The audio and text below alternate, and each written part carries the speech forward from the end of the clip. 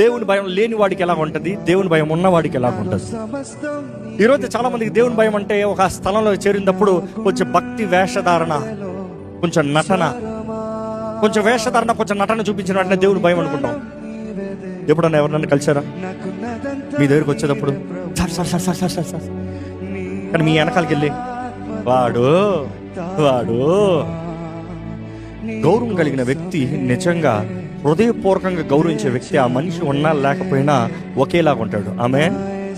ఈరోజు ఎంతో మంది దేవుని సన్నిధిలోకి వచ్చినప్పుడు వేషధారులుగా ఉంటారు, బయటికి వెళ్ళి దేవుడు చూడడేమో అనుకుంటారు. ఎంతమంది నమ్ముతారండి నువ్వు ఎక్కడికి వెళ్ళినా దేవుడు ఉన్నాడు? కీర్తనకారుడు అంటాడు, ఎక్కడికి వెళ్ళి ఎక్కడి నుంచి తప్పించుకోగలను? పైకి వెళ్తే అక్కడ ఉన్నాం, కిందకి వెళ్తే అక్కడ ఉన్నాం, ఎక్కడ నీ నుంచి తప్పించుకోలేము.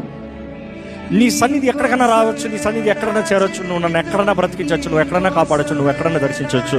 నువ్వు ఎప్పుడు నా తోడు ఉండే దేవుడు. ఈరోజు మనం జ్ఞాపకం చేసుకోవాలి, దేవుడు నిన్ను చూస్తూనే ఉన్నాడు. భయం కలిగి బ్రతుకుతున్నావా? దేవుడి భయం కలిగి ఉన్నామా? ఇరాట్ అడోనాయ్ అన్న మాట చూసినప్పుడు ప్రభు ఎడల భయభక్తులు కలిగి జీవిస్తున్నామా?